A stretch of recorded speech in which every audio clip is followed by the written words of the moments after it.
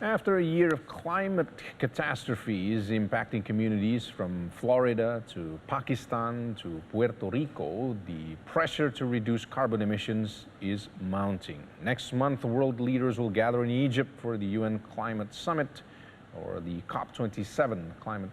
Climate finance is expected to be high on the agenda. As Metro Globe Network's Audrey Widodo has the story.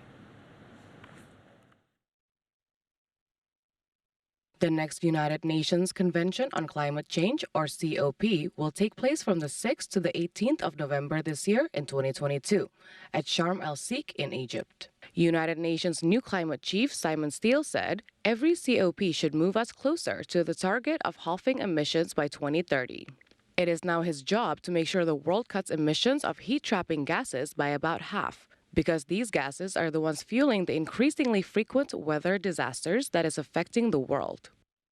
Every COP is a make or break COP. Every COP counts, and every COP should move us one step closer or multiple steps closer to that target of halving emissions by 2030.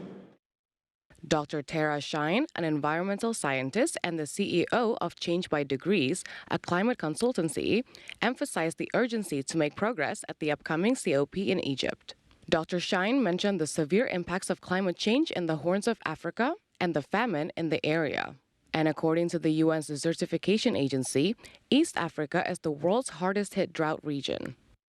I think this year, given the impacts of climate change that are being experienced around the world, it's also an African COP. We see the impacts of climate change on the Horn of Africa and the famine there. I think there's going to be a real urgency at this COP, and that's what I expect our leaders to bring to the table. More developed countries like the United States have emitted far more than their share of heat-trapping carbon dioxide from the burning of coal, oil, and natural gas. But nations like Pakistan and Puerto Rico have been hurt far more than their share of global carbon emissions. Pakistan has experienced both extreme heat and flooding this year. We really have to take this emergency seriously and act like it's an emergency. We now have real, recent, lived experience of what it is when the world and all of our leaders work together to solve a crisis from the COVID pandemic.